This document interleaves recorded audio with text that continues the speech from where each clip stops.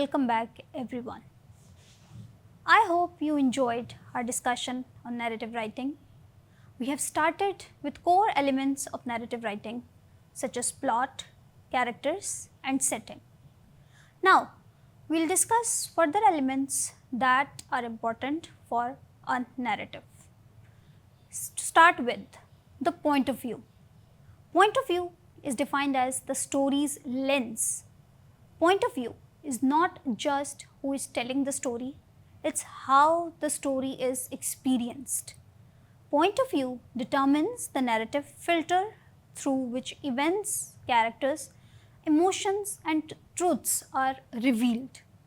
It shapes what the reader sees, what the reader hears, or what the reader understands, misunderstands, and most importantly, feels. Choosing the right point of view is not a technical decision, it's a thematic and emotional strategy. So what is point of view really? Think of it as a camera, not just its position, but its lens, angle, focus and distortion. It's where the camera is located inside a character's mind or hovering above the character's mind, but also what it chooses to show and what it hides. So we have some types of point of views like the first person point of view.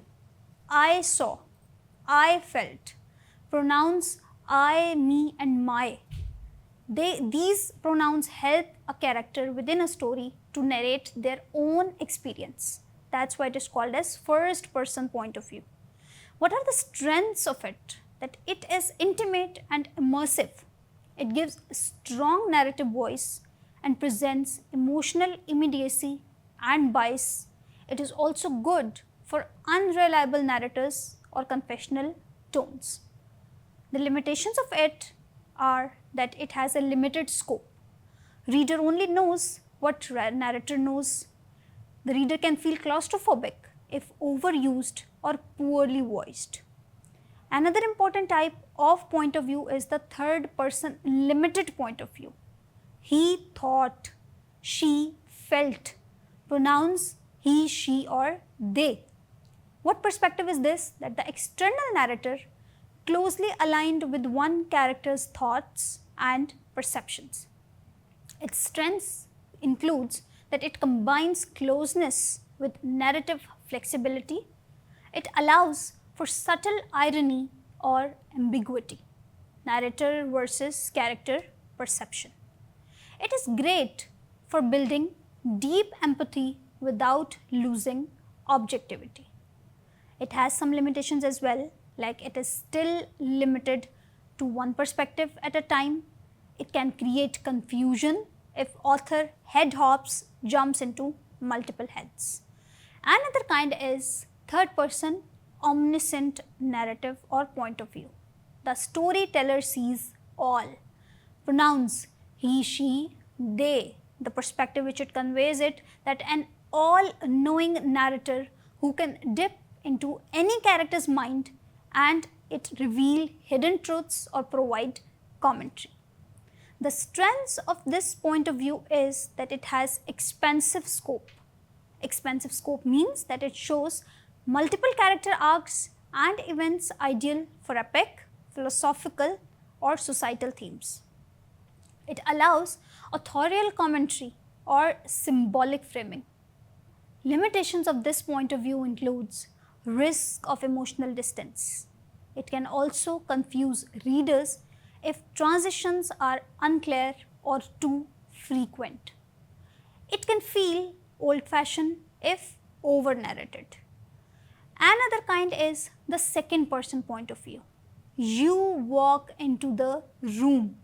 The pronouns you or your. The narrator tells the story as if the reader is the protagonist. It is highly immersive and direct and can be used for alienation, identity play or intimacy. It is also ideal for experimental fiction, interactive stories or introspection. The limitations include that it is unnatural in long narratives, like it can become tiring or disorienting. It demands justification, like why are you addressing the reader as you? Next key element of the narrative is the conflict, and conflict is defined as the heartbeat of a story. Like we can say that no conflict is equal to no story. Conflict is the fuel that drives characters to act, to change, to break or become. Conflict is not just an obstacle, it's a mechanism of transformation. Through conflict, characters reveal their deepest fears, their flaws and values. Through conflict, theme emerges. Through conflict, the narrative breathes. A well-crafted story layers conflicts, internal and external, personal and societal conflict, visible and invisible conflicts to create emotional and structural depth. So, some different kinds or types of conflict. Like first thing is the conflict kind is character versus self. It is also called as the internal conflict, that like the character is in conflict with his own self. The most powerful battles often happen inside. So it can be defined as a character grapples with doubt or guilt, fear, identity crisis, moral dilemma, addiction, trauma or desire. So what is the narrative role of it? It drives the emotional arc and often mirrors or fuels external action. Make sure internal conflict has visible consequences. Like for example, a soldier's fear of killing may cause hesitation in combat, a choice that leads to death or disgrace. So this is the example of internal conflict. Second type of conflict is the character versus character. Like one person is against an other person. The classic narrative engine. It can be defined as two individuals with conflicting goals, values or needs. The narrative role which it plays, that it generates drama. It helps to generate tension and confrontation in the story. Not always hero versus villain, often nuanced, give each character a justifiable motivation. The best conflict occurs when both sides believe they are right. Another kind of conflict is character versus society, or it can also be called as individual versus system, norms or ideology. The character is at odds with the laws, expectation, class or culture around them. It explores theme of injustice, identity, freedom, conformity and resistance. Because let society be a living antagonist. Include agents of the system like law, family, tradition, who reinforce or question its rules. Another important kind is character versus nature or fate. Nature does not care about your plans, but it changes who you are. So how we can define it? That characters face forces beyond control. They can be weather, disease, destiny, death or time. The narrative role that it plays is the test resilience, adaptability and existential philosophy of the character. Avoid cliche man versus storm narratives, link natural fateful struggles to internal growth or decline of the character. Another kind is character versus technology or the supernatural. When the unknown becomes the enemy. It can be defined as conflict with machines, AI, ghosts, gods or otherworldly forces.